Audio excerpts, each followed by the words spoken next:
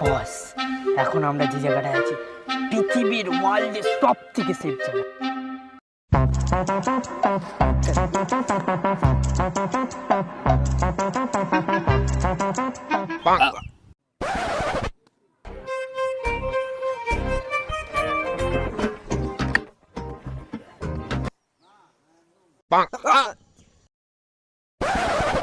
আমার আওয়াজ?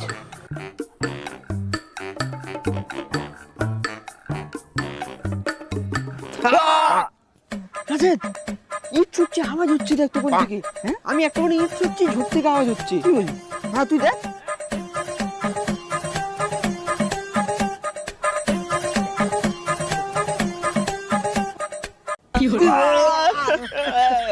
আসলেই তো, দেখলি দেখলি আওয়াজ হচ্ছে।